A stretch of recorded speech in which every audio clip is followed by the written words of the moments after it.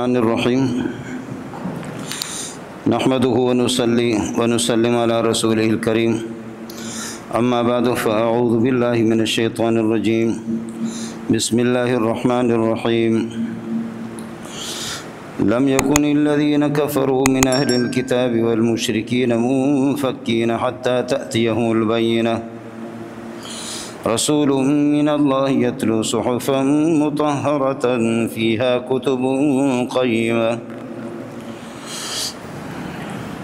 وما تفرق الذين أوتوا الكتاب إلا من بعد ما جاءتهم البينة وما أمروا إلا ليعبدوا الله مخلصين له الدين حنفاء ويقيموا الصلاة ويؤتوا الزكاة وذلك دين القيمة إن الذين كفروا من أهل الكتاب والمشركين في نار جهنم خالدين فيها أولئك هم شر البرية إن الذين آمنوا وعملوا الصالحات أولئك هم خير البرية جزاؤهم عند ربهم جنات عدن تجري من تحتها الأنهار خالدين فيها أبدا رضي الله عنهم ورضوا عنه ذلك لمن خشي ربه اللهم صل على محمد وعلى آل محمد كما صليت على إبراهيم وعلى آل إبراهيم إنك حميد مجيد اللهم بارك على محمد وعلى آل محمد كما باركت على إبراهيم وعلى آل إبراهيم إنك حميد مجيد اللہ نے انسان کو پیدا کیا ہے اور زندگی گزارنے کا طریقہ بھی اس کو بتایا ہے۔ احکام اللہ کے ہیں اور طریقہ محمد رسول اللہ صلی اللہ علیہ وسلم کے۔ قانون ساز اللہ ہے، قانون اللہ نے بھیجا ہے اور اس قانون کی تشریح محمد رسول اللہ صلی اللہ علیہ وسلم نے اپنی زندگی میں کی ہے۔ اپنے اعمال کو قیمتی بنانے کے لیے نماز ہے، روزہ ہے، زکوٰۃ ہے، حج ہے، دیگر بہت سے اعمال ہیں۔ ان اعمال کو قیمتی بنانے کے لیے اللہ پاک نے ایک نسخہ قرآن پاک میں بار بار اس کو دہرایا ہے، وہ ہے اخلاص۔ اعمال کے اندر اگر اخلاص خالص اللہ کے لیے ہوں اور اللہ کی رضا اور خوشنودی کے لیے، تو پھر ان اعمال کا وزن بھی اللہ کے ہاں ہوگا اور ان کی قیمت ہوگی۔ اور اگر ان اعمال کے اندر اخلاص نہیں ہے اور اس میں شرک کا شائبہ ہے اور آمیزش ہے، تو پھر اس عمل کو اٹھا کر کے عامل اور عبادت گزار کے منہ پہ مار دیا جاتا ہے۔ حضرت سفیان ثوری رحمۃ اللہ علیہ فرماتے کہ بخدا اعمال میں سب سے زیادہ میرے لیے مشکل اخلاص ہے، سب سے زیادہ مخلص اخلاص ہے کہ خالص اللہ کی خوشنودی کے لیے اور کسی مخلوق کی رضامندی اور ان کی خوشنودی بالکل نہ ہو، بہت مشکل ہے یہ۔ حضرت علی رضی اللہ تعالیٰ فرماتے ریاکار، دکھلاوا کرنے والا آدمی اور مخلص آدمی، ان دونوں میں فرق یہ ہے، ریاکار اور اپنے اعمال کو دکھانے والا، فخر و ریا کرنے والا، اس کی پہچان یہ ہے جب لوگوں کے سامنے عمل کرے تو بہترین طریقے سے کرے اور اکیلے میں ہو جائے تو الگ۔ کیا خیال ہے آپ کا؟ ریاکار کی نشانی یہ ہے کہ لوگوں کے ساتھ ہو تو پھر عمل کو بہت خوبصورت بجا لائے، اور تنے تنہا اور اکیلا ہو تو پھر عمل لنگڑا لوڑا۔ یہ آپ نہیں ہے، بلکہ اس میں شیخ الحدیث صاحب بھی مبتلا ہے، شیخ التفسیر بھی مبتلا ہے، خانقاہ والا صوفی بھی مبتلا ہے، تبلیغی بھی مبتلا ہے، اور سب۔ مسجد میں جب ہم آ جاتے ہیں اور امام صاحب جب آپ کو نماز پڑھاتا ہے، واہ واہ، امام صاحب کے رکوع اور سجدے کو بھی دیکھ لو اور اس کی نماز کی خوبصورتی کو بھی دیکھ لو۔ یہی امام جب گھر پہ ہوتا ہے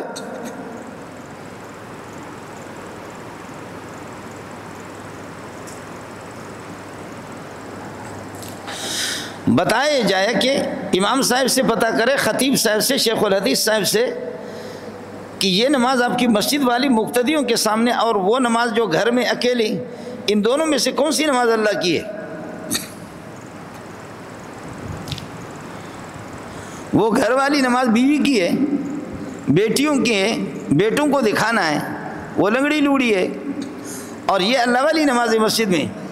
جواب یہ آئے گا، جواب وہ خود دے گا کہ نماز بیوی کی بھی نہیں ہوتی، بیوی کی رضامندی اور خوشنودی کے لیے نماز ادا نہیں کی جاتی، بچوں کے لیے بھی نہیں، اور بڑوں کے لیے نہیں، سرداروں کے لیے نہیں، وزیروں کے لیے نہیں، نماز اللہ کے لیے ہوتی ہے، اور میری دونوں نمازیں اللہ کے لیے ہیں۔ تو پھر امام صاحب جب دونوں نمازیں اللہ کی تو مسجد والی نماز کیسے خوبصورت ہے، اور وہاں پر تو حل بڑا ہلڑے پنل حل، سندھی میں کہتے ہیں ہلڑے پنل حل۔ کمال کیا حضرت علی نے، خوب پکڑا کہ جب لوگوں کے سامنے ہو تو پھر وہ عمل کو بہت خوبصورت انداز پہ بجا لائے، اور تنے تنہا ہو تو پھر وہ اللہ کے ساتھ بھی دغا کرے اور دھوکہ کرے اور فریب اور فراڈ سے کام لے لے۔ میں نے آپ کو بتایا کہ ہم سفر میں تھے، میرے بھائی تھے جامع فاروقی میں مدرس تھے، اور بڑا فقیر آدمی تھا، چچا زاد بھائی تھے۔ ہماری گاڑیاں یہاں سے 8 گھنٹہ 9 گھنٹہ خوزدار تک ان کو لگ جاتی تھی، اب تو 4-5 گھنٹے میں پہنچ جاتی ہے، روڈ ذرا بہتر ہے۔ تو لسبیلے میں جب ہماری گاڑیاں رک گئی، میں نے جلدی جلدی دوڑ کر کے جا کر کے وضو بنا کر کے نماز پڑھ لیا، اور پھر آ کر کے ہوٹل میں رش ہوتا تھا، میں نے ٹوکن لے لیا، وہاں سے ٹوکن لے لیا، کھانے کا آرڈر دے دیا کہ 2 آدمی کے لیے روسٹ لائیں یا فلاں چیز لائیں یا یہ کہ سبزی لائیں۔ میں ٹوکن لے کر کے ٹوکن دے دیا مزدوروں کو، آ کر کے بیٹھ گیا۔ مولوی صاحب مرحوم نے اپنی نماز بالکل، اب نماز سفر والی نماز ویسے بھی ہے، 4 سے اللہ نے 2 کر دیے، سنتوں کو بھی اللہ نے معاف کر دیا، سنتیں ضروری نہیں ہے، سنت موقدہ اس قسم کے سفر کے دوران، جبکہ گاڑی اپنی نہیں ہے، پرائیویٹ ہے، سنتیں بھی اللہ نے معاف کی، 2 رکعت بھی اللہ نے 4 رکعت والی نماز میں معاف کر دی۔ تو کم از کم غیرت تو کرو، 2 کو تو صحیح پڑھ لو نا۔ تو میں نے بھی وہ 2 اس طرح جلدی جلدی میں پڑھ کر آ کر کے ٹوکن لے لیا، ٹوکن لے کر کے پھر میں بیٹھ گیا، مزدوروں کو میں نے ٹوکن دے دیا ہوٹل کے کہ مولوی صاحب تشریف لائیں گے۔ مولوی صاحب اپنی تسلی سے نماز پڑھ کر کے آ گئے، مجھے کہا کہ ماشاءاللہ آج خوشی مناؤ کہ تمہارا خدا تمہارے ساتھ نہیں ہے، جس طرح بھی نماز پڑھو پڑھ سکتے ہیں آپ، آج اللہ نہیں ہے آپ کے پاس۔ اور جامع فاروقیہ کی مسجد میں جب آپ ہوتے تو وہاں خدا آپ کا موجود ہوتا ہے، اور اس خدا کے سامنے بہت خوبصورت نماز آپ ادا کرتے ہیں۔ آج آپ کا خدا سفر میں نہیں ہے، آپ جس طرح بھی پڑھو۔ میں نے کہا کہ کیا مطلب؟ سمجھ تو میں گیا، لیکن میں نے ان سے کہا کہ کیا مطلب؟ کہا کہ مطلب یہ کہ تو بغیرت ہے، بس یہی مطلب ہے۔ میں نے کہا کیا مطلب؟ کہتے مطلب یہی ہے کہ تو ہے پرلے درجے کا ذلیل انسان ہے۔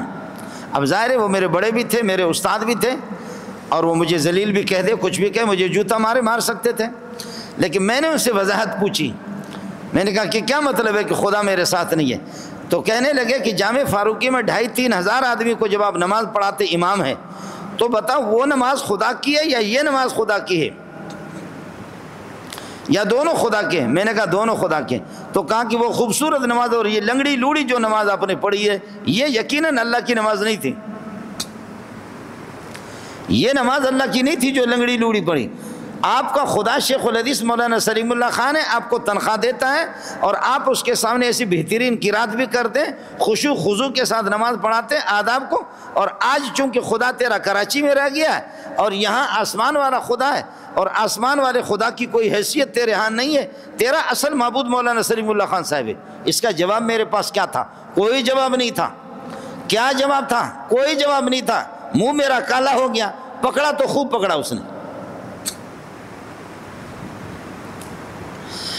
تو حضرت علی نے فرمایا کہ ریاکار آدمی، نام نمود والا آدمی، غیر اللہ کی خوشنودی کی لیے عبادت کو بجا لانے والا آدمی، اس کی نشانی یہ ہے جب لوگوں کے سامنے ہو تو کھل کر کے زکوٰۃ دے گا، کھل کر کے زکوٰۃ دے گا لوگوں کے سامنے، اس کو 50 روپے دیے، اس کو 100 دیا، اس کو 200 دیا، اس کو 300 دے دیا، لوگ دیکھ رہے کہ ماشاءاللہ بڑا سخی ہے، اور اندر گراؤنڈ اس کے گھر میں اس کی پھوپھی آ جائے، خالہ آ جائے، ان کا حق زیادہ ہے، پھوپھی آ جائے، خالہ آ جائے، چاچا آ جائے، ماموں آ جائے، ان کی اولاد آ جائے، وہ محتاج ہے، برسر روزگار نہیں ہے، ان کو نہیں دیتا، گلیوں میں بانٹتا ہے،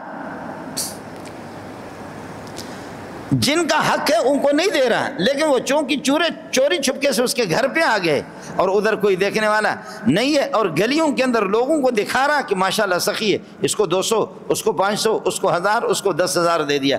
فرمایا ریاکار اسی کو کہتے، لوگوں کے سامنے خوب عمل کرے، لوگوں کے سامنے خوب عمل کرے، اور تنے تنہا اکیلا جائے تو پھر عمل اس کا لنگڑا لوڑا ہو، نماز ہے، روزہ ہے، زکوٰۃ ہے، حج ہے، سب میں اسی طرح وہ فراڈ کرتا ہے۔ میں بھی محتاج ہوں، آپ بھی محتاج ہیں، فارمولہ میں نے آپ کو بتا دیا، اصول میں نے آپ کو بتا دیا، ہر بندہ اپنے اعمال کا محاسبہ، اپنا محاسبہ خود کر سکتا ہے کہ میرے اعمال میں اللہ کی خوشنودی کہاں تک ہے، نیک نیتی کہاں تک ہے۔ ہم تو ایسا عمل کرتے ہیں کہ رہے راضی، رحمان بھی راضی، شیطان بھی راضی، خدا بھی راضی، غیر خدا بھی راضی، خالق بھی راضی، مخلوق بھی راضی۔ اس قسم کا عمل اللہ کو نہیں چاہیے، اس قسم کا عمل اللہ کو نہیں چاہیے کہ جس میں آپ چاہ رہے کہ خالق بھی راضی ہو جائے، مخلوق بھی راضی ہو جائے، اور آپ چونکہ مخلوق کے سامنے مخلوق بھی راضی ہو جائے پھر خالق بھی راضی ہو جائے، اس طرح نہیں ہوتا۔ اور فرمایا کہ ریاکار کی نشانی یہ ہے، ریاکار اکیلے میں اگر فرض پڑے تو اسے ڈھیلا ڈھالا اور لوگوں کے سامنے ماشاءاللہ وہ ہے کہ جبریل نماز پڑھ رہا ہے، واہ ماشاءاللہ، ایسی چستی کے ساتھ اور ایسی خوشی کے ساتھ، یہ ریاکار کی نشانی ہے۔ فرمایا ریاکار کی نشانی یہ ہے کہ جب اس کی مذمت کرو کہ تو یہ کام کیوں کر رہا ہے، نماز پڑھ رہا ہے اچھا نہیں کر رہا ہے، غریبوں کے ساتھ تعاون کر رہا ہے اچھا نہیں کر رہے، فقیروں کے ساتھ تعاون کر رہا ہے اچھا نہیں کر رہا، تو وہ رنجیدہ خاطروں اپنے عمل کو چھوڑ دے، یہ ریاکار ہے۔ اور اگر اللہ کے لیے کرنے والے ہوگا تو پھر کہ جائے لوگوں کو جوتے کے نوک پہ مار دے، جاؤ جہنم میں دنیا کے بے غیرتو، میں کروں گا، میں آپ کے لیے تھوڑی عمل کر رہا ہوں، تم ناراض ہوتے تو ہو جاؤ جہنم میں۔ ریاکار کی نشانی یہی ہے، اس کی جب مذمت کی جائے تو وہ اللہ والے اعمال سے، اللہ کی خوشنودی کے لیے جن اعمال کو بجا لایا جائے ان سے پیچھے ہٹ جائے۔ صلح حدیبیہ کے موقع پر سہیل آ گئے، بدیل بن ورقہ آ گئے، بڑے بڑے کافر لوگ، مشرکین کے سردار آ گئے، تو رسول پاک صلی اللہ علیہ وسلم نے صحابہ سے ایک جملہ فرمایا کہ اگر میرے دنیا کے معاملات میں، ہماری دنیوی زندگی کی کسی بات پر اگر یہ لوگ صلح کرنا چاہیں گے تو میں اپنا ذاتی نقصان، آپ کا ذاتی نقصان کر کے یہ تو کر سکتا ہوں، لیکن اگر یہ لوگ یہ کہہ دیں کہ خدا کی کسی بات میں لچک دکھا دو تو مجھے اللہ کی قسم ایسے اشارہ کیا، اگر اس کو بھی کاٹ دے محمد ان کے ساتھ مصالحت نہیں کرے گا، صلح نہیں کرے گا۔ اگر کسی صلح میں، اس صلح میں، صلح حدیبیہ کے اندر میرا ذاتی نقصان ہو، آپ کا نقصان ہو، دنیوی نقصان ہو، میں اس کو برداشت کروں گا، باقی یہ لوگ کہیں کہ خدا کے حکم میں کوئی محمد لچک دکھا دے اور پھر یہ ہے کہ اس میں محمد نرمی دکھا دے، میں یہ نہیں کروں گا، اگر میری گردن کو کاٹیں تب بھی میں محمد ان سے کمپرومائز نہیں کروں گا، کسی بھی صورت میں ان سے صلح نہیں کروں گا۔ ہاں یہ ہے جی۔ اس لیے رسول پاک صلی اللہ علیہ وسلم نے فرمایا ان اخوف ما اخاف علیکم الشرک الاصغر، سب سے زیادہ خوف زدہ، سب سے زیادہ مجھے جو آپ پر اندیشہ ہے الشرک الاصغر، شرک اصغر کا۔ قالوا یا رسول اللہ وما الشرک الاصغر، شرک اصغر کیا ہے؟ وما الشرک الاصغر، شرک اصغر کیا ہے یا رسول اللہ؟ فرمانے لگے الریا، نام نمود، دکھلاوا، من صلی یرائی فقد اشرک ومن صام یرائی فقد اشرک، نماز پڑھتا ہے دکھلاوا کر کے وہ بھی مشرک ہے، شرک یسیر کا ارتکاب، شرک اصغر کا ارتکاب کر رہا ہے۔ ومن صام، روزہ رکھتا ہے وہ بھی شرک اصغر کا ارتکاب کر رہا ہے، لوگوں کو دکھاتا۔ حضرت جنید بغدادی کا جب انتقال ہو گیا عجیب واقعہ، سبحان اللہ۔ آپ کا جب انتقال ہو گیا تو کسی نے کہا کہ حضرت ما فعل اللہ بکا، اللہ نے آپ کے ساتھ کیا معاملہ فرمایا، جنت یا جہنم؟ فرمایا جنت تو مل گئی لیکن 5 نمازوں سے نہیں ملی، جنت تو ملی لیکن زکوٰۃ سے نہیں ملی، جنت تو ملی لیکن حج سے نہیں ملی، جنت ملی تہجد کی 8 رکعت سے مجھے ملی۔ آپ بھی کہیں گے مولوی صاحب پھر نماز پڑھنا چھوڑ دیں ہم؟ وہ کہہ رہے کہ جنت ملی نمازوں سے نہیں ملی، جنت ملی روزے سے نہیں ملی، جنت ملی حج سے نہیں ملی، اور جنت ملی رات کے تاریکیوں میں اٹھ کر کے جو 8 رکعت پڑھا کرتا تھا، وہی 8 رکعتیں وہ میرے لیے ذریعہ نجات ثابت ہو گئی، اور ان 8 رکعت سے تہجد کی نماز سے میری مغفرت ہو گئی۔ پوچھا کیوں حضرت؟ جنید بغدادی بہت بڑے آدمی ہیں۔ حضرت کیسے؟ فرمانے لگے شاید ہمیں پتہ نہیں چلا، شاید ہم نے اس طرف توجہ نہیں دی، نمازیں ادا کی جاتی تھی مسجد میں، دائیں بائیں مرید ہوتے تھے، شاید کبھی نہ کبھی دل کے اندر ریا اور نمود آ گیا، دکھلاوے، نیت بگڑ گئی، نیت خراب ہو گئی۔ لیکن تہجد کے ٹائم پہ تو بچے بھی خراٹے لے کر کے سوتے، بیوی بھی خراٹے لے کر کے سوتی، سارے گھر والے، ایک وہ جاگ رہا ہوتا اور میں جاگ رہا ہوتا تھا۔ وہاں میں کیسے بیوی کو راضی کروں گا؟ بیوی کی خوشنودی کے لیے میں کیسے تہجد پڑھوں گا؟ بچے بھی سوئے ہوئے ہیں، بیوی بھی سوئی ہوئی ہے۔ اس لیے میری مغفرت جو ہو گئی وہ اسی سے ہو گئی کہ تہجد کی 8 رکعتیں انہی سے، تلک رکعات رکعنا فی اثناء اللیل یا فی جوف اللیل، یہ وہ چند رکعتیں جو ہماری نگاہوں میں ان کی کوئی حیثیت نہیں ہے، لیکن انہی سے اللہ پاک نے ہماری مغفرت کر دی۔ ان اخوف ما اخاف علیکم الشرک الاصغر، سب سے زیادہ جس چیز کا مجھے اندیشہ ہے آپ پر وہ شرک اصغر کا ہے۔ قالوا یا رسول اللہ وما الشرک الاصغر، شرک اصغر کیا؟ قال الرياء، قال الرياء يقول الله عز وجل يوم يجازي العباد باعمالهم اذهبوا الى الذين كنتم تراعون لهم، قیامت کے دن اللہ ان لوگوں سے، ریاکاروں سے کہے گا جاؤ اذهبوا الى الذين كنتم تراعون لهم، جن کے لیے تم ریاکاری کرتے تھے، جن کی خوشنودی کے لیے، جن کی خوشنودی کے لیے تم ریائی، آج جاؤ ان سے، فهل تجدون عندهم خيرا، ان کے ہاں اگر آپ کو کوئی بھلائی مل رہی ہے ان سے اپنی مغفرت کرا دو، ان سے اپنی مغفرت کرا دو۔ صوفی صاحب آپ کی نماز جب لمبی ہوتی تھی مریدوں کے لیے کہ مرید دیکھ لے واہ ہے، تبلیغی صاحب آپ کی نماز اگر وہ اچھی نماز ہوتی تھی، گھر والی نماز ہی لنگڑی لوڑی، تو آپ تو باہر لوگوں کو خوش کرنے کے لیے کرتے۔ مولوی صاحب شیخ الحدیث صاحب آپ کی نماز جو باہر اچھی ہوتی تھی اور گھر کے شارٹ کٹ والی نماز، تو جن کی رضا اور خوشنودی آپ کے پیش نظر تھی، آپ کو مطلوب تھی، انہی سے جا کر کے آج اپنی مغفرت کرا دو۔ اگر میری خوشنودی کے لیے آپ نے نماز پڑھی ہے تو پھر مجھے بتا دو کہ میں تو علیم بذات الصدور ہوں، میرے سامنے تو فراڈ نہیں چلے گا، آپ فراڈ کر بھی نہیں سکتے۔ یہ ریاکار کی نشانی ہے کہ ریاکار، حضرت تھانوی رحمۃ اللہ علیہ فرماتے ہیں کہ مخلص مولوی اور ریاکار مولوی دونوں کی پہچان یہ ہے کہ ریاکار مولوی کے مدرسے کے قریب تم کوئی مدرسے شروع کرو، پھر دیکھو مولوی آپ پر کفر کا فتویٰ لگائے گا، کہے گا اس مسجد کو گرا دو، یہ مسجد زرار ہے۔ ہم لوگ کر رہے دین کی خدمت، کیا ضرورت تھی ادھر میرا مدرسہ اس گلی میں، کیا ضرورت تھی مدرسے نکالنے کی؟ بھائی اگر اس مدرسے میں اس نے مدرسہ نکالا ہے اور اس کے پیش نظر پیٹ ہے کہ میں اپنا گزارا کروں، وہ جائے گا جہنم میں اگر اس کی نیت بگڑی ہوئی ہے۔ لیکن اس مدرسے کے اندر بھی تو قرآن پڑھائیں گے نا، بچے قرآن پڑھیں گے، حدیث پڑھیں گے، ذکر و اذکار کریں گے، تلاوت کریں گے، تو یہاں 50 طلبہ آپ کے ہاں اگر پڑھ رہے ہیں اور 20 اگر ادھر پڑھیں گے تو تیرے باپ کا نقصان تو نہیں ہے، تو سیخ پا کیوں ہو رہا ہے؟ مولوی صاحب کی مسجد کے قریب اگلے والی گلی میں مسجد یہ کہ شروع کر دو، مسجد کی بنیاد رکھو اور مسجد تعمیر کرو، پھر دیکھو مولوی صاحب کو۔ وہ کہیں گے کیا ضرورت ہے جی، کیا ضرورت ہے؟ ہمارے ایک ساتھی ہے، بلوچوں کا دماغ تو پھرا ہوا ہوتا ہے، وہ کراچی کی کسی بڑے مولوی کے پاس گیا، کہنے لگے کہ میں مدرسہ بنا رہا ہوں اور میں چاہ رہا ہوں آپ ہمارے استاد بڑے ہیں، آپ آ جائیں مدرسے کی بنیاد رکھیں۔ وہاں پر یہ کہ بہت گمراہی ہے، ضلالت ہے اور ضرورت ہے کہ لوگوں کے بچے قرآن پڑھیں۔ مدرسہ میں کیا ضرورت ہے؟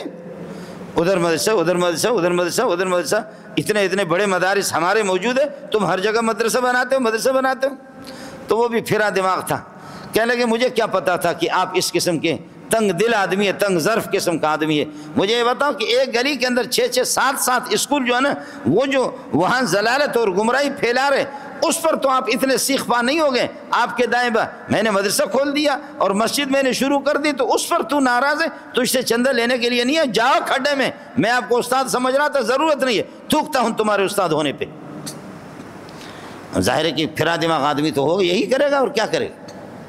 کہ اسکولوں پر تو آپ سیخ پا نہیں ہو رہے، کالجوں پر آپ سیخ پا نہیں ہو رہے، یونیورسٹیوں پر آپ کو آگ نہیں لگ رہی ہے، اور جہاں مدرسہ کھولیں گے تو اس پہ آپ کو آگ کیوں لگ رہی ہے؟ اگر آپ کا مقصد اللہ کا کام ہے، اللہ کی دین کی اشاعت ہے، تو آپ کو تو خوش ہونا چاہیے کہ میں بھی دین کا کام کر رہا ہوں، اگلے والے گلی والا مولوی وہ بھی دین کا کام کر رہا ہے. اس لیے یقول اللہ عز وجل اذهبوا الى الذين كنتم تراؤون لهم في الدنيا، جاؤ دنیا میں تم جن کی خوشنودی چاہتے تھے ان کے پاس جاؤ. فهل تجدون عندهم خيرا لكم، ان کے پاس اگر کوئی بھلائی ملے. آپ نے دنیا میں جن کو راضی کرنے کے لیے نمازیں پڑھی ہے، عبادت کی ہے، مدرسہ بنایا، مسجد بنائی ہے، ان کو راضی کرنے کے لیے جاؤ، ان کو راضی کرو، ان سے جنت مانگو، ان سے اپنی مغفرت مانگو، ان سے اپنے آپ کو جہنم سے بچاؤ. میری خالص خوشنودی کے لیے اگر آپ نے عبادت کی پھر تو بتا دو. میں اس قسم کی لنگڑی لوڑی عبادتوں کو قبول نہیں کرتا. جب مکے سے مکہ دار الحرب تھا، دار الکفر بن گیا، دار الحرب اور دار الکفر. رسول پاک صلی اللہ علیہ وسلم نے ہجرت کی اور صحابہ نے ہجرت کی، تو اس موقع پر صحابہ ہجرت کر کے آ گئے، اور ہجرت واجب اور لازم تھی. مکے سے ہجرت کرنا، مکے کے اندر ٹھہرنا اور وہاں رہنا، یہ بہت بڑا گناہ تھا. قرآن میں سخت قسم کی وعید ہے کہ مکے میں رہو نہیں. اب مکہ دار الحرب ہے، آپ نے مدینہ کی طرف ہجرت کرنا ہے، اور مدینہ کی طرف ہجرت لازم اور واجب تھی. چنانچہ صحابہ نے دھڑا دھڑ، رسول پاک صلی اللہ علیہ وسلم نے جب ہجرت کی تو اس کے بعد صحابہ دھڑا دھڑ انہوں نے بھی ہجرت کی. اور مکے میں رہنا بہت بڑا گناہ تھا ان کے لیے. اگر مکے میں آپ مریں گے تو پھر یہ کہ کافر کی موت پر مریں گے. ہاں الا المستضعفین من الرجال والنساء، ہاں کمزور قسم کے خواتین اور بوڑھے لوگ ہجرت نہیں کر سکتے، ان کو میں خدا معذور سمجھتا ہوں. لنگڑے لوڑے اور بوڑھے اور خواتین اور معصوم بچے لا یستطیعون حیلۃ ولا یہتدون سبیلا، ان کے پاس کوئی چارہ کار نہیں ہے، وہ ہجرت نہیں کر سکتے. باقی سب کو ہجرت کرنی. ہائے مرد اور عورتیں ہجرت کر کے مدینہ چلی گئی. تو ایک خاتون صحابیہ وہ خوبصورت تھی، اور ایک نے مکے سے، اللہ آپ کا بھلا کرے، ایک مسلمان نے اس کو دعوت دی کہ میں آپ سے نکاح کرنا چاہ رہا ہوں. اس نے کہا نکاح کے لیے ضروری ہے کہ آپ ہجرت کریں. اگر آپ مجھ سے نکاح کرنا چاہ رہے ہیں تو ضروری ہے کہ مکے سے ہجرت کریں، مکے سے ہجرت کر کے مکے کو چھوڑ کر کے آ جائیں. اب اس نے کہا کہ ایک تیر سے دو شکار ہو جائے. مکے سے ویسے ہجرت لازم اور واجب ہے، میں ہجرت کروں گا ثواب بھی ملے گا، اور یہ کہ بھی خاتون سے نکاح بھی میرا ہو جائے گا. ایک تیر سے دو شکار، پکی پکائی کراچی کی تازی روٹی، اور ہمارے بلوچ لوگ کہتے ہیں ہم شیر ہم خورما، دودھ بھی ہاتھ آئے گا اور کھجور بھی، دونوں دودھ میں ڈال کر کے مزے سے کھاؤ. ہجرت تو مکے سے ویسے ہی لازم ہے مدینے کو. اب میں ہجرت کروں گا، ہجرت کا ثواب بھی ملے گا، اور اسی طریقے پر یہ ہے کہ نکاح بھی ہو جائے گا، مزہ ہوگا میرا. تو رسول پاک صلی اللہ علیہ وسلم کو پتہ چل گیا. حضرت نے فرمایا اللہ کی رضا کے لیے وہ ہجرت ہوتی ہے، اور عورتوں کو جو پھنسانے کے لیے جو ہجرت ہے وہ ہجرت یہ ہے کہ آگے شاید یہ ہے کہ ہو سکتا ہے کہ پیپل پارٹی اور مسلم لیگ کی حکومت میں کام آ جائے، لیکن میرے ہاں یہ نہیں ہے. انما الاعمال بالنیات وانما لامرئ ما نوى فمن كانت هجرته الى الله ورسوله فهجرته الى الله ورسوله ومن كانت هجرته الى دنيا او امرأة يصيبها فهجرته الى ما هاجر اليه. جو دنیا کے لیے کسی خاتون کو ہتھیانے کے لیے ہجرت کرتا ہے تو یہ ہجرت پھر یہ کہ اللہ کے ہاں مقبول نہیں ہے. نبی کے شاگرد ہونے کی وجہ سے اللہ نے اس صحابی کو چھپایا. اس کا نام آج تک کسی مولوی کو زور باوجود اس پر زور لگانے کے کسی مولوی کو پتہ نہیں چلا کہ وہ صحابی کون تھا. مولوی نے یہاں تک بھی زور لگایا لیکن کسی مولوی کو پتہ نہیں تھا کہ وہ صحابی کون ہے. نبی کی برکت کی وجہ سے اللہ نے اس کو چھپایا، اس کا نام چھپایا کہ اس کی بدنامی، اور ظاہر ہے کہ آپ کو پتہ ہے کہ اگر اس قسم کے اللہ آپ کا بھلا کریے کہ صحابی کا نام اگر کسی کو پتہ ہوتا تو ہمارے ہاں کچھ ایسے مولوی ہیں جو اپنی برائیاں ان کو نظر نہیں آتی، وہ صحابہ کی برائیوں کے پیچھے پڑے ہوئے، فلاں صحابی نے یہ کیا، فلاں صاحب نے یہ کیا، فلاں صاحب۔ اور آپ نے جو زنا بدکاری کی ہے، شراب نوشی، مولوی صاحب شراب بھی تو پیتا ہے، پیسے چندے کے زیادہ دیتے تو شراب پئیں گے نہیں پئیں گے، کیا کریں گے وہ؟ حضرت اقدس حکیم الامت اشرف علی تھانوی فرماتے ہیں اگر کسی کے اخلاص کو معلوم کرنا ہے تو میں نے عرض کیا مولوی صاحب کے مدرسے کے قریب مدرسہ کھولو، پھر دیکھو کہ مولوی صاحب کیا کہتا ہے، اس کی مسجد کے قریب مسجد تم شروع کر دو، پھر دیکھو کہ مولوی سیخ پا ہوتا یا نہیں ہوتا۔ لیکن کچھ خدا کے بندے اس قسم کے بھی کہ جا کر کے لوگ ان سے کہتے ہیں کہ ہم مسجد بنا رہے ہیں، تو وہ کہتے ہیں کہ میرے جیب میں اس وقت یہی پیسے ہے، یہ لے لو اور مسجد بناؤ۔ وہ محدث العصر علامہ بن نوری رحمۃ اللہ علیہ۔ اور کچھ لوگ اس قسم کے ہیں کہ لوگ ان کو کہتے ہیں کہ میں مدرسہ بنا رہا ہوں، اس وقت میرے پاس گنجائش نہیں ہے، تو ان کو مولوی صاحب کہتا ہے کہ میرے پاس 5 لاکھ روپے ہے، 6 لاکھ روپے ہے، یہ تو آپ لے لو، اور 10 لاکھ روپے میں آپ کو قرضہ دے رہا ہوں، آ کر کے مجھ سے ملنا، لیکن کسی کو پتہ نہ چلے، بخدا میں ان کے پاس کیا ہوں۔ اور یہاں نواب شاہ ایک مدرسے میں گیا تو انہوں نے کہا کہ میں نے حضرت شیخ الحدیث مولانا سلیم اللہ خان رحمۃ اللہ علیہ کو فون کیا کہ میں یہاں علاقے میں بہت ضرورت ہے مدرسے وغیرہ کی، لیکن یہ ہے کہ جی مجھے گنجائش نہیں۔ فرمانے لگے کہ آ جاؤ، 4-5 لاکھ روپے تو میرے پاس صدقے کے یہ ہے کہ آپ کو دے رہا ہوں، نفلی صدقے کے، آپ شروع کر دو، مسجد لگا دو، باقی اللہ آپ کا بھلا کریے کہ کیا ہے آپ کو میں قرضہ بھی اتنا دے سکتا ہوں کہ مدرسے شروع کر دو۔ ہر بندہ رئیس المحدثین سلیم اللہ خان بھی نہیں ہے، ہر بندہ ہر مولوی محدث العصر علامہ بن نوری رحمۃ اللہ علیہ بھی نہیں۔ تو حضرت علی رضی اللہ تعالیٰ نے فرمایا کہ کسی کی ریاکاری کو اگر معلوم کرنا ہو تو سمجھ لو، لوگوں کے سامنے ایسا بڑا ولی اللہ بنے اور اندر گراؤنڈ اس کے اعمال کی نوعیت الگ ہو اور اعمال کی کیفیت الگ ہو، تو یہ سمجھ لینا کہ یہ بندہ ریاکار ہے، یہ بندہ ریاکار ہے۔ اور اس بات کو سمجھ لو، کیا خیال ہے آپ کا؟ شربت بھی بناؤ، لیمو بھی اس میں ڈالو، اور یہ کہ شکر بھی اس میں ڈالو، روئی افزا بھی اس میں ڈالو، برف بھی اس میں ڈالو، میٹھا پانی بھی ڈالو، اور یہ سب کچھ شربت بہترین شربت بن گیا۔ 5 کلو 10 کلو کی شربت آپ نے بنائی، یہ ساری پاکیزہ چیزیں، خوشبودار چیزیں آپ نے اس میں ایک قطرہ پیشاب کا ڈال دو، تو اب یہ پورے بالٹین یہ شربت ہے یا پیشاب ہے؟ پورے شربت ہے، ایک قطرہ آپ نے ڈال دیا نا اس میں پیشاب کا، تو کوئی مولوی نہیں کہے گا آپ کو کہ اب اس کو پی لو، اب یہ پیشاب کا حکم ہو گیا، یہ ناپاک ہو گیا۔ پڑھ نماز پڑھ، روزہ رکھ، حج کر، لیکن آپ کی نماز میں تھوڑی سی غیر اللہ کی خوشنودی مطلوب ہو کہ لوگ راضی ہو جائیں، لوگ صوفی کہیں، ولی اللہ کہیں، بزرگ کہیں، میرا سرکار اوپر والا افسر بھی مجھ سے راضی ہو جائے کہ یہ نمازی ہے، میرے مقتدی مجھ سے راضی ہو جائے، میرے مرید مجھ سے راضی ہو جائے، یہ نماز میرے اور تیرے منہ پہ تو لگے گی، یہ نماز خدا کو نہیں چاہے۔ جن کی خوشنودی کے لیے آپ نماز بجا لا رہے ان سے جنت مانگ، ان سے یہ کہ جہنم سے پناہ لے لے، انہی سے اپنا بچاؤ جہنم سے کر لے، خدا کے ہاں میرے اور آپ کی کوئی حیثیت نہیں ہوگی۔ اس لیے دوستوں سے گزارش ہے، کیا خیال ہے آپ کا؟ نبی صرف 23 سال نماز پڑھتا ہے، نبی صرف 23 سال نماز پڑھتا ہے، اور مولویوں کو دیکھو، تبلیغیوں کو دیکھو، بزرگوں کو دیکھو، کسی نے 70 سال نماز پڑھی ہے، کسی نے 90 سال۔ میرے نبی نے 40 سال کے بعد نماز پڑھنا شروع کیا، 63 سال میں اللہ کو پیارے ہو گئے، تو 23 سال نبی نے نماز پڑھی ہے، 23۔ میں اس وقت 60 سے اوپر جا رہا ہوں، اور میں 10-15 سال سے مدرسے کے اندر داخل ہو گیا ہوں۔ مولانا سلیم اللہ خان صاحب وہ 105 سال اس کی عمر ہو گئی، اس نے 90 سال 100 سال اس نے بھی نماز پڑھی۔ عبداللہ درخواستی رحمۃ 107 سال اس کی عمر، مولانا علی احمد حقانی 107 سال، اور بعض لوگ حضرت سلمان فارسی 250 سال زندہ رہے، 250 سال زندہ رہے۔ محمد یوسف ابن مطر الفرابری 200 سال تک یہ زندہ رہے، بعض مولوی 150 سال، بعض 200 سال۔ اتنی نمازیں، میرے نبی کی نمازیں صرف 23 سال کے۔ خدا کی قسم ساری کائنات کی نمازیں جمع ہو جائے، سب کو اکٹھا کرو، محمد کی ایک رکعت کا مقابلہ نہیں کر سکتے۔ اس لیے کہ نبی جس طرح اللہ کے ساتھ مخلص ہوتا ہے، عبادت میں اس کا جس طرح اخلاص ہوتا ہے، یہ اخلاص امت کو کہاں حاصل ہے؟ یہ مولویوں کو کہاں حاصل ہے؟ یہ صوفیوں کو کہاں حاصل ہے؟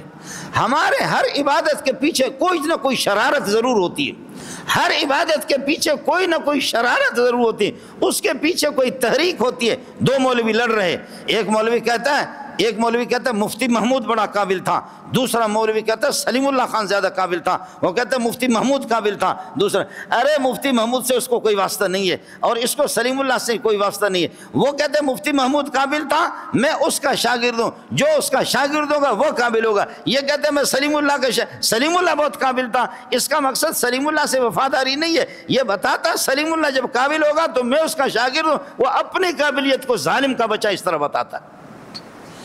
اتنے مکار ہوتے ہیں، اتنے مکار، خدا کی پناہ۔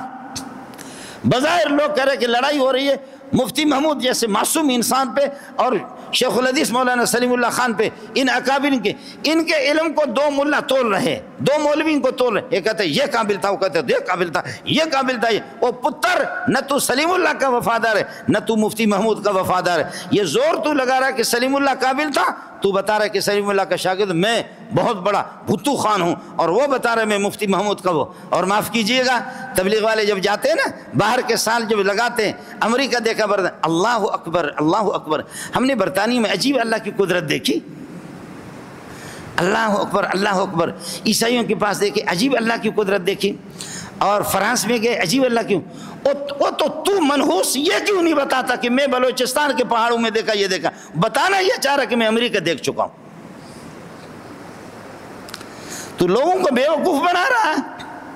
افریقہ میں اللہ کی قدرت ایسی دیکھی، فرانس میں ایسے اللہ کی قدرت دیکھی، جماعتوں کے ساتھ ایسی نصرت ہو گئی، فلان کے ساتھ، وہ خوب پتہ ہے تو بلوچستان کے ریگستانوں کا تذکرہ کیوں نہیں کرتا، اور تو صحراؤں کا تذکرہ کیوں نہیں کرتا، اور تو سندھ کے ضلالت اور گمراہ والے شہروں کا تذکرہ کیوں نہیں کرتا۔ یہاں جماعتیں زیادہ جا رہی ہے، بلوچستان میں زیادہ جا رہی ہے، افغانستان کا تذکرہ اس طرح کیوں نہیں کرتا۔ پتر تو کر، تیرے اس منحوس شکل کے اندر یہ چھپا ہوا۔ امریکہ میں اللہ کی قدرت دیکھی، برطانیہ میں اللہ کی قدرت دیکھی، فرانس میں عجیب اللہ کی قدرت۔ وہ بتا رہا ہے سامنے والوں کو کہ میں امریکہ دیکھ چکا ہوں، اور امریکہ جو دیکھتا ہے وہ بہت بڑا ہوتا ہے، امریکہ جو دیکھ چکا ہوتا ہے وہ سب سے بڑا ہوتا ہے۔ اس لیے حضرت اشرف علی تھانوی رحمۃ اللہ نے فرمایا کہ لوگ اپنے مکاری کو کہاں، اب آپ حج کریں نا، آپ حج کریں، آپ کہیں کہ مولانا مجھے مبارک دے دو کہ میں حاجی ہو گیا ہوں، مولانا اس دفعہ میں نے حج کیا، مولانا مجھے مبارکباد دے دو کہ میں حاجی ہو گیا۔ حاجی میں کہا تیرا حج خراب ہو گیا، تیرا حج خراب ہو گیا۔ آپ کہتے ہیں کہ مولوی صاحب اس دفعہ حج میں بڑی تکلیف تھی، گرمی تھی، دھکے بکے پڑتے تھے، مولوی صاحب بڑے بڑے دھکے ہو گئے، مولوی صاحب بڑی گرمی تھی، حاجیوں کا خیال نہیں تھا۔ آپ کا مقصد یہ ہے کہ میں نے حج کیا ہے، یہ سب کچھ میں کہتا ہوں تو لوگوں کو کیوں بتاتا ہے کہ مجھے گرمی کی مشقتیں اٹھانی پڑی اور مجھے یہ کہ کوئی انتظام نہیں تھا، یہ نہیں تھا۔ تو نے حج اللہ کے لیے کیا، اللہ کی رضا کے لیے کیا، تو تیرا حج خراب ہو گیا ریاکاری پہ۔ تو اپنے حج لوگوں کو بتاتا ہے تیرا حج خراب ہو گیا۔ آپ پر میں نے فتویٰ لگا دیا کہ آپ کا حج ریا پر مشتمل ہے، آپ کا حج ٹھیک نہیں ہے۔ لیکن اب مولوی کے حج کو دیکھ لینا، مولوی کے حج کو دیکھ لینا، یہ بڑا مکار ہوتا ہے۔ اس نے منطق و فلسفہ پڑھا ہے، آپ کو تو پکڑ لیا، لیکن تو مولوی کو پکڑ لے۔ مولوی صاحب جب اس کے گھر پہ مولانا بھائی محمود صاحب آ گیا تو مولوی صاحب اپنے بیٹے سے کہتے کہ بیٹا اس تھرماس میں چائے لاؤ جو ہم نے سعودیہ سے لایا تھا، بیٹا اس تھرماس میں چائے لاؤ جو ہم نے سعودیہ سے لایا تھا۔ تو سعودیہ سے لایا تھا تو گئے تھے تو پاپڑے بیچنے کے لیے نہیں گئے تھے، حج کے لیے گئے تھے، اور جو حج کرتا ہے تو وہ حاجی ہوتا ہے، لہذا میں حاجی ہوں۔ یہ الو کے پٹے نے تہ در تہ ایسے انڈر گراؤنڈ کئی غاروں کے بعد اپنے آپ کو چھپا کر کے، تاکہ میری ریاکاری اللہ پر چھپ جائے، لیکن مقتدیوں کو غریبوں کو پکڑ لیتا ہے کہ تو ریاکار ہے۔ اس لیے مولوی کا جو استاد ہوتا ہے نا، جو شیطان، وہ بڑا مضبوط ہوتا، وہ مضبوط ہوتا، اس کو ایسا لیکچر دیتا ہے تاکہ اس کو پکڑو نہیں، سانپ بھی مرے ڈنڈا بھی بچے۔ صوفی صاحب کا تبلیغی کی گرفت نہ کرو، اس کی گرفت نہ کرو۔ میں نے کئی دفعہ علماء سے کہا کہ میری یہ کالی پگڑی تم پہ قربان جائے، اس کالی پگڑی کو تمہارے قدموں میں ڈالتا ہوں، آپس میں ایک ہو جاؤ مولویوں، ایک ہو جاؤ۔ اب میں تقریر کروں گا 2 گھنٹہ اور آپ روئیں گے بھی، اور رونے کے بعد پھر میں کہوں گا کہ دین پہ آ جاؤ، دین پہ آ جاؤ، دین میں داخل ہو جاؤ، نمازی بن جاؤ، لیکن اس طریقہ پر جیسے کہ میں کہوں میرے لین پہ آ جاؤ۔ آپ دیکھ رہے نہیں دیکھ رہے؟ میری ریاکاری کا آپ اندازہ لگائیں۔ جب میں 1.5 گھنٹے تقریر کر کے روتا ہوں پھر آپ کو کہتا ہوں کہ آپ آئیں ہمارے ساتھ آیا کرو، نماز ہم سے سیکھو، دین ہم سے سیکھو، اس طرح سیکھو، اس طرح، آپ کو یہ نہیں کہوں گا کہ تبلیغ میں جاؤ، آپ کو یہ نہیں کہوں گا کہ تبلیغ کے توسط سے وساطت سے جو دین آپ کو ملے وہ ٹھیک ہے، نہ، میں آپ کو یہ خانقاہوں سے منع کروں گا، وہ ٹوپی والی جن کی ٹوپیوں کی سوراخیں ہوتی اس سے بھی منع کروں گا، ان کی پگڑی سے بھی منع کروں گا، اور سیاستدان کہے گا جب تک انقلاب نہیں آئے گا، جب تک دنیا اس ملک کے اندر انقلاب نہیں آئے گا اس وقت تک اسلام نہیں آئے گا۔ وہ کہتے ہیں نماز کی بھی ضرورت نہیں، انقلاب، اس کو وہ انقلاب والا دین چاہیے، وہی، باقی اس کو تو کانے کی طرح اس کو کچھ بھی نظر نہیں آ رہا۔ خانقاہ والا، وہ خانقاہ کے اندر اس کی ٹوپی الگ ہے، اس کا پاجامہ الگ ہے، اس کی پگڑی الگ ہے، ہر پیر صاحب کی پگڑی الگ ہے، اس کو وہ دین چاہیے۔ مریدوں کو دیکھو وہی پگڑی، مریدوں کو دیکھو وہی سوراخ والی ٹوپی، مریدوں کو دیکھو وہی پاجامہ۔ پیر صاحب کا پاجامہ اگر آپ نے کر لیا، پگڑی وہی ہو گئی، نشانہ وہ ہوگا، تو ماشاءاللہ آپ دیندار بن گئے۔ باقی یہ کہ پٹھان والی یہ کہ دستار اور پگڑی آپ نے باندھی، بلوچوں والی باندھی، آپ تہجد گزار بھی ہے لیکن کسی اور پیر سے آپ کا تعلق ہے، وہ نہیں، پیر یہی ہے، یہی ہے، یہی ہے، یہی ہے۔ مدرسے والا کہتا ہے کہ دوسرے جو ہے نا پاپڑے بیچ رہے، تبلیغ والے کہہ رہے کہ دوسرے پاپڑے بیچ رہے، وہ ظالم گھنٹوں کے گھنٹے تقریر کرے گا، بس وہ کہے گا 6 باتوں والا، 6 باتوں والا، 6 باتوں والا، 6 باتوں والا، 6 باتوں والا، اس لائن سے دین آ جائے۔ باقی جو بیٹھ کر کے حدیث پڑھاتے جن کے یہاں پر ورم بھی آ گیا، خدا کی قسم اتنا مشکل ہے، اتنا مشکل ہے، اتنا مشکل ہے۔ میں ایک دن سبق پڑھا رہا تھا، ایک سبق کے اندر تقریباً 40 اقوال آ گئے، حدیثیں آ گئی، دوسرے کے دلائل آ گئے۔ میں باہر نکلا سبق سے، خدا کی قسم مجھے رونا آیا کہ اے اللہ ہماری کتنی محنت ہوتی ہے غریبوں کی، خالی دل نہیں بلکہ جان بھی منگ دیا، عشق دے گلی دے وچ کوئی لگ دیا۔ آسان نہیں کہ تو تبلیغ سے یہ کام کر، تیرے ہزاروں چلے اس کے مقابلے کچھ نہیں، بڑی محنت کرنی پڑتی ہے۔ اور مدرس کہتا کہ نہیں میں جو پڑھاتا ہوں بس یہی ہے، تبلیغ والے کچھ نہیں کر رہے، اور سیاستدان والے کہہ رہے یہ کچھ نہیں ہے، اور وہ جو بیٹھے ہوئے اللہ کو بڑا۔ حضرت اقدس حکیم الامت اشرف علی تھانوی کی بات عرض کر رہا تھا، فرمایا کہ ریاکار کی نشانی یہی ہے کہ کوئی دین کا کسی اور طریقے سے کسی اور لائن میں کام کر رہا ہے، تبلیغ میں کام کر رہا ہے، یہ مولوی صاحب سیخ پا ہو جائے۔ حالانکہ ہمیں خوش ہونی چاہیے، خود وہ دین کا کام کر رہا ہے۔ اب اگر تبلیغی جماعت 2 جگہ ہو گئی اچھی بات ہے، 2 جگہ ہو گئی اچھی بات، وہ بھی دین کا کام کر رہے ہیں، ان کی بھی 6 باتیں، ان کی بھی 6 باتیں، دونوں کو ملاؤ تو 12 باتیں ہو جائیں گی، دونوں دین کا کام کر رہے ہیں۔ مدرسے میں اگر کسی کی نیت صاف نہیں ہے وہ جائے گا اللہ کی بارگاہ میں لیکن دین کا کام کر رہا۔ لیکن ہمیں ہر آدمی کو اپنا قبلہ درست کرنا چاہیے، ہمیں یہ سوچنا چاہیے کہ میرا رخ کس طرف ہے، میرے اعمال، نماز، روزے، زکوٰۃ، حج، دیگر اعمال ہے، ان میں کتنی اللہ کی خوشنودی، میری نیت خالص ہے، اللہ کی خوشنودی اس میں شامل ہے، یا کہیں لوگوں کا دکھلاوا تو نہیں ہے، جہاں پر مجلس میں بیٹھ کر کے میرے پاس اتنے طلبہ ہے، میرے پاس اللہ آپ کا بھلا کریے، میں نے یہ فلان تیر مارا ہے، فلان تیر مارا ہے، اور پھر تو کہتا ہے اتنے ملکوں کا دورہ کر کے آیا ہوں، اتنا چھپا۔ حضرت علی نے ایک جملہ اور فرمایا، اس کو سن لو، فرمایا کہ اللہ والا انسان وہ ہوتا ہے جو اپنے نیکیوں کو کر کے بھلا دیتا، کسی سے ذکر نہیں کرتا، جیسے اپنے برائیوں کا تذکرہ کسی سے نہیں کرتا۔ جو آدمی خدا نہ خواستہ کسی سے زنا ہو جائے وہ کسی کو نہیں کہے گا کہ میں نے، بے غیرت ہوگا جو کہے گا کہ میں نے فلاں کی بیٹی کے ساتھ زنا کیا، فلان کے ساتھ لواطت کیا، فلاں جگہ چوری کی، فلاں جگہ شراب کی بوتل چڑھائی۔ انسان جیسے اپنے گناہوں کو چھپاتا ہے تو اللہ والا انسان ولی اللہ اور مخلص وہ ہوتا ہے کہ اپنے نیکیوں کا تذکرہ بھی کسی سے نہ کرے، تو کر اللہ کی رضا کے لیے، بھلاتے جا، کرتے جا، بھلاتے جا، کرتے جا، بھلاتے جا۔ مجھے شاہ عبداللطیف رحمۃ اللہ علیہ یا کوئی سندھ کا اور بزرگ ہے، اس کی بات مجھے یاد آ گئی، اللہ اکبر، اللہ اکبر۔ وہ سندھی میں ایک ساتھی کہتا ہے کہ میرے 2000 آپ پر ہیں، وہ کہتے ہیں مجھے یاد تو کون ہے تو جو 2000 توانجہ 2000 مجھے قرض آئیں، مجھے یاد نہیں ہے کہ آپ کے 2000 قرض ہے، کہتے مجھے یاد ہے کہ میرے 2000 ہے۔ وہ کہتے ہیں کہ میری دانش کے مطابق مجھے جو یاد پڑتا ہے وہ 1500 ہے اور 1000 ہے، آپ کہتے 2000 ہے، کہتے نہیں مجھے خوب یاد ہے کہ 2000 ہے۔ تو وہ پھر سندھی میں کہتا ہے کہ بھائی یار سا کیڑا لکھر، ساتھیوں کے ساتھ کیا حساب کتاب ہے، کوئی مسئلہ نہیں ہے، تو 3000 کہہ دے، 4000 کہہ دیں آپ کے ساتھ حساب کتاب نہیں ہے، میں 4000 کہہ دیں میری دانش کے مطابق آپ کے 1000 ہے اور 1500 ہے، لیکن تو کہتے کہ 2000 ہے، زیادہ کہہ رہا، تیرے لیے قربان یاروں کے ساتھ حساب کتاب نہیں ہوگا۔ تو اس بزرگ نے، سندھ کے بزرگ نے، تسبیح ہاتھ میں تھی کہ روزانہ میں 5000 اللہ اللہ اس پہ پڑھتا ہوں، 10000 اس پر سبحان اللہ پڑھتا ہوں۔ تسبیح کو اٹھا کر کے اس نے اپنے جیب میں رکھ دیا اور پھینک دیا، کہنے لگے کہ جب یہ اپنے یار کے ساتھ حساب نہیں کرتا تو میں اپنے یار کے ساتھ کیا حساب کروں، بغیر حساب کے اللہ اللہ کرتے جاؤں گا۔ جب یہ اپنے یار کے ساتھ حساب نہیں کر رہا، 1000 2000 کا حساب نہیں کر رہا، تو مجھے شرم آنی چاہیے کہ میں کیسے دوستوں سے کہہ دوں کہ میں نے 5000 10000 اللہ اللہ میں نے کیے۔ میں حساب نہیں کروں گا، حساب نہیں کروں گا۔ یہ اپنے مجازی یاروں کے ساتھ حساب نہیں کرتے، میں اپنے حقیقی دوست کے ساتھ۔ انما ولیکم اللہ ورسولہ والذین آمنوا الذین یقیمون الصلاۃ ویؤتون الزکاۃ۔ انما ولیکم اللہ، تمہارا دوست اللہ ہے، ورسول رسول ہے، والذین آمنوا الذین یقیمون الصلاۃ، ہے دوست ہو تو اللہ جیسا ہو، دوست ہو تو محمد جیسا ہو۔ فرمایا پھر یاروں کے ساتھ میں حساب نہیں کیا، یہ اپنے مجازی یار کے ساتھ حساب نہیں کر رہا۔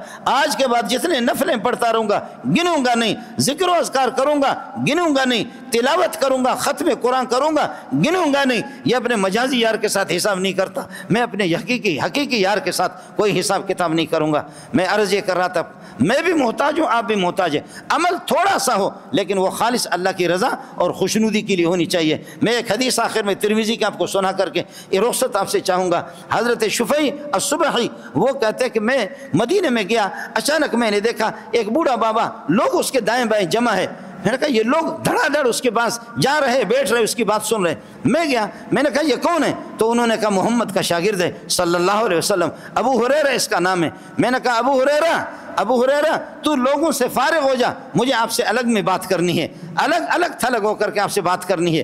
حضرت ابو نے فرمایا کہ ٹھیک ہے۔ لوگوں سے جیسے فارغ ہو گئے، کہنے لگے یہ باہر کا مسافر ہے، ان کا کوئی ضروری کام ہے، یہ میں اس کی بات سن لیتا ہوں ذرا الگ کمرے میں۔ میں نے کہا ابو ہریرہ خدا کا واسطہ ہے آپ کو، ابو ہریرہ اللہ کا واسطہ ہے آپ کو، مجھے کوئی ایسی بات بتا دو، ایسی حدیث سنا دو جو آپ نے محمد رسول اللہ صلی اللہ علیہ وسلم سے سنا ہے۔ تو ابو ہریرہ نے فرمایا کہ ٹھیک ہے سنا دیتا ہوں۔ ابو ہریرہ نے جیسے وہ حدیث سنانے شروع کر دی، چیخ مار کر کے بے ہوش ہو کر کے گر پڑے، اور پھر یہ کہ واپس ہوش آ گیا۔ پھر آپ نے کہا قال رسول اللہ صلی اللہ علیہ وسلم، اللہ کے نبی نے یہ فرمایا، پھر گر پڑا، چیخ مار کر کے رونے لگے۔ پھر تیسری مرتبہ بڑی مشکل سے آپ لرزتے۔ میں نے کہا ابو ہریرہ مجھے روایت سناؤ۔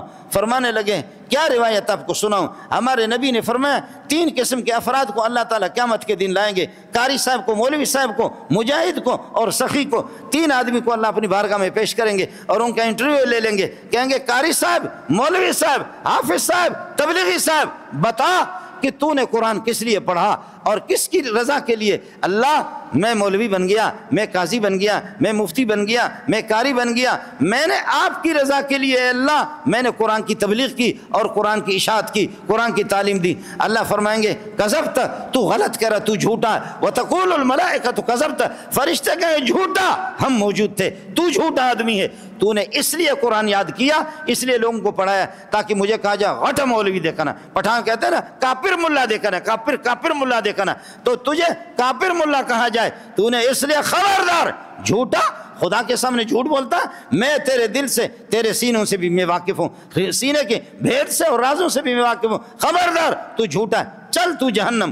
اور پھر اس کے بعد فرمایا کہ سخی سے تو بتا دے، تو مال کھپاتا رہا، دائیں بائیں آگے پیچھے لوگوں کو دیتا رہا، کیوں؟ کہ اللہ آپ کی خوشنودی کے لیے مال خرچ۔ فرمایا خبردار، آپ نے اس لیے کیا تاکہ لیقال لک، آپ کو کہا جائے کہ آپ جواد ہے اور آپ سخی ہیں، آج جن کی خوشنودی کے لیے آپ نے سخاوت کی ان سے جنت لے لے، چل جہنم، اس کی تشکیل ہوگی۔ اور پھر یہ کہ مجاہد سے کہا جائے گا کہ جناب آپ نے کس لیے جہاد کیا؟ اے اللہ میں نے اس لیے جہاد کیا تاکہ آپ راضی ہوں اور دین کلمہ توحید وہ اس کو بلندی حاصل ہو اور کلمہ توحید کو غلبہ حاصل ہو، شرک دب جائے، مغلوب ہو جائے، میں نے اس لیے فرمایا خبردار تو جھوٹ بول رہا ہے، تو نے اس لیے جہاد کیا تاکہ لوگ آپ کو کہیں کہ آپ جری ہے اور آپ بہادر ہے، آپ جھوٹ بول رہے، جاؤ جہنم میں۔